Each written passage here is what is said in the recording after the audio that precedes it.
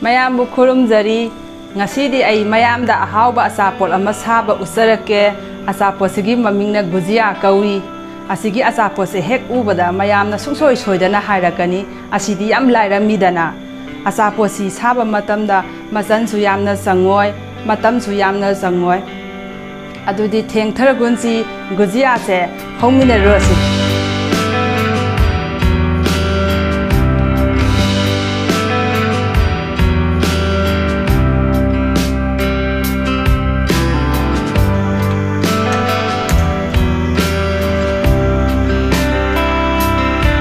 Gi samas asawa ama mayamna gi mahuta dalda oina sizinarbasu yai butter oina sizinarbasu yai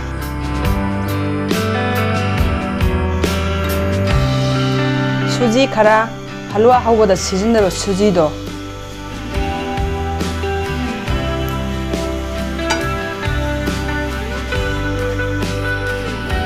ngahaktang ngawgisi sise masu olaktrip haw ngahaktang ngawgisi Maraksida sini sama-sama hapaurasi.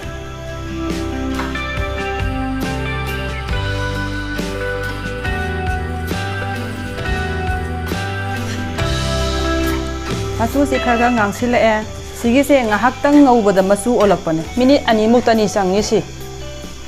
Matang sida khoya khara hapsilasi. Khoya se matau karamna sembage habadu aina mamangi gula sabagi video da utsagrabani. Khoya se khangdaba yauragadi adugi video do yengbiyu aduga phajana taksakrabane khoya sina ngasi aigi Achapot se mahau adukki matik lehengadoini amuka hena hauna ba badam khara hapase kismis khara hop asi su khara hapsi sabada manam nusinaba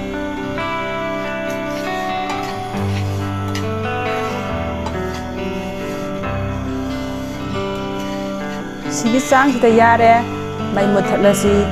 si nakanda thamkhrasi horen kona sizinaraptoina maraksida si yomnangai moida do totlurasi ai lauri si moida cup anini sigi mathakta gi sama sasauba ma hapase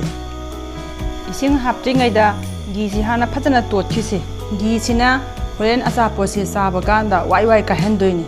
Gi chang se sumaina matum daba yagadabane ising se amuktang da punna haijin bigano kharkata hairaga totpiyu tan se khara kantak na tot kadoribane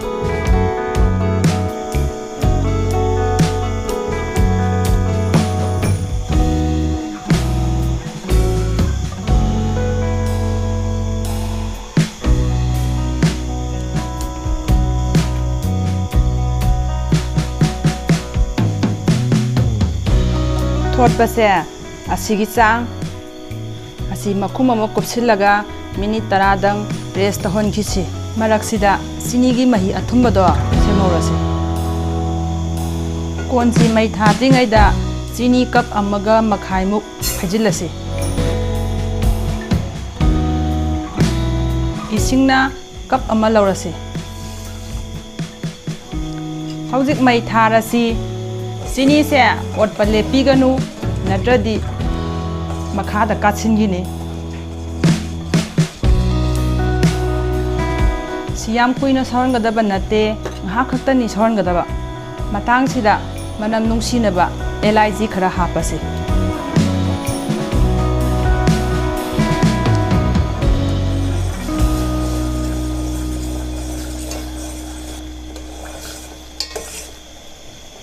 Ngaktang saholaga sisu mai muthalaga thamkhrasi horen kona sizinarkadoimi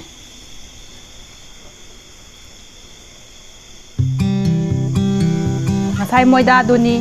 minute 10 phare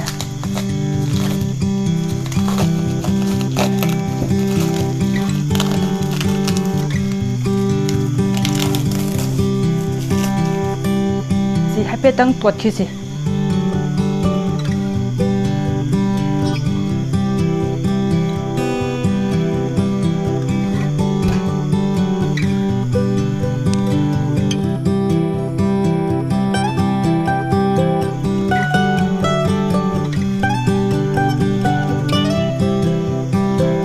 Achapot tu loina sauba mana nangai ꯕꯣꯟ ꯃꯆꯥ ꯃꯆꯥ ꯆꯥꯡ ꯃꯥꯟꯅꯅ ꯁꯦꯝꯍꯧꯔꯁꯤ ꯁꯤ ꯆꯥꯎꯅ ꯆꯥꯎꯅ ꯂꯧꯕꯤꯒꯅꯨ ꯑꯩꯈꯣꯏꯅ ꯃꯣꯃꯣ ꯁꯥꯔꯤꯗꯣ ꯑꯗꯨꯒꯤ ꯁꯥꯏꯖꯇ ꯁꯥꯗꯣꯏꯅꯤ ꯑꯗꯨꯅ ꯕꯣꯜꯁꯦ ꯈꯔ ꯄꯤꯛꯂꯞ ꯄꯤꯛꯂꯞ ꯇꯥꯕꯤꯌꯨ ꯇꯟꯁꯦ ꯌꯥꯝ ꯄꯥꯛꯅ ꯇꯛꯀꯗꯕ ꯅꯠꯇꯦ खरा पिकलप न तपकदबनी सी फजन राउंड ताद्रस कछु कायदे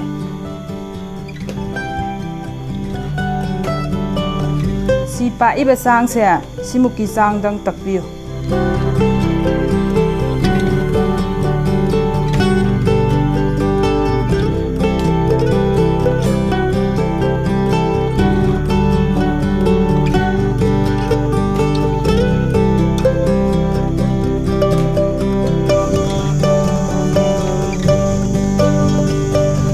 गी सांग से अखोइना युमदा तंकंग हौबदो अदुगी सांग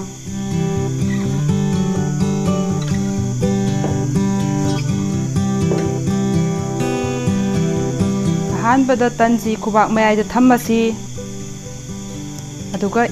इसिंगसिना अकोइबसे फजना तैथोअसे होरेन नपनबा सेखाइरक्तनबा तनजिगी मयाइ चप चाना ngasai angobado hapase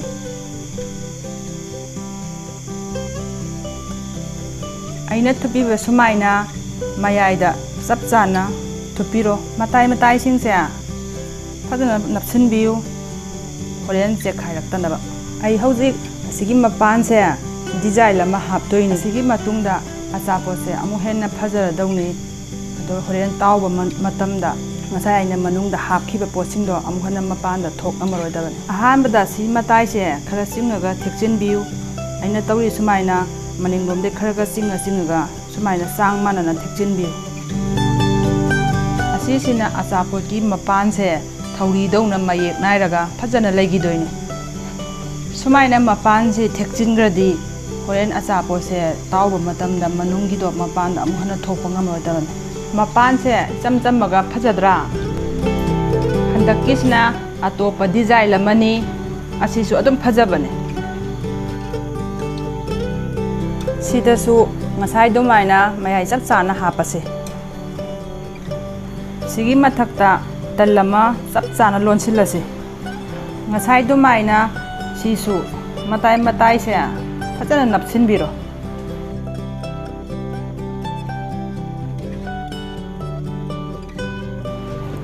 ngasai gi thauri lonbado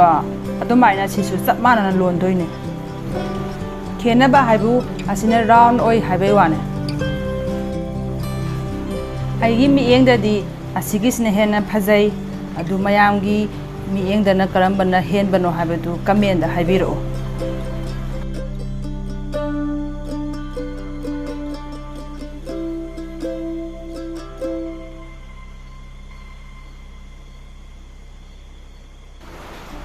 सिने हेने फजद्रने मयाम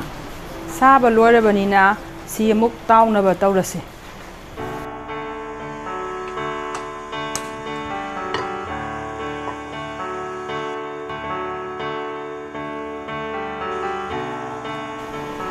थाउ से का हेना सहांद्रसु याय खरा हेक सारकपगा अदुम ताउबा होबिरो थाउ से खरा खरा सारए अचापोत से थादबा हौरसे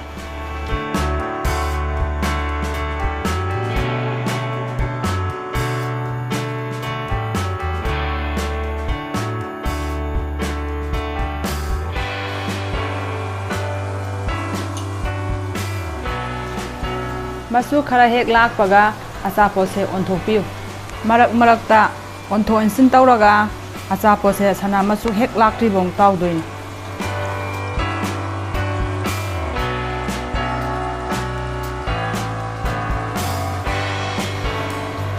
si achapot se sabada matam yamna sangdabani adugane bazar da di asi achapot se yam tangna yonbani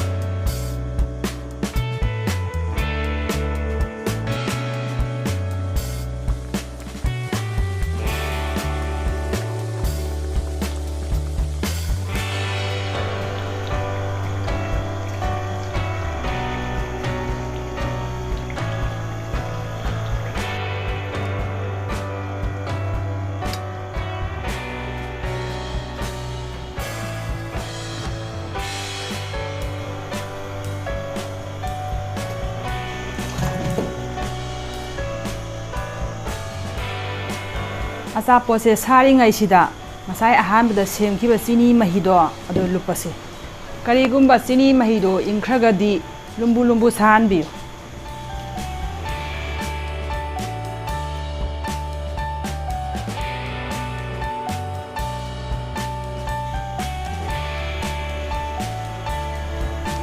asi yam kuina lupa thamgadaba natte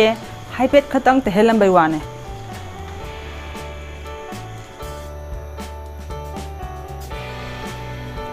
sama sama pairaga ontho onsin tawraga thungawdaba saruksingdo sama sina chini mahi se haibiyu si achapotse saringai chara su hawani ingkhraga su hawani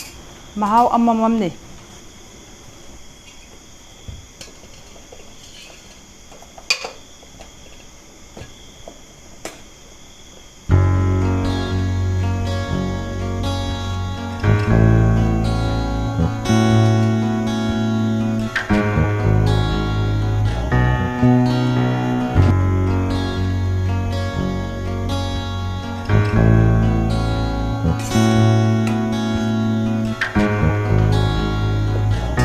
yengbiu aigi achapot sida leijare phajadra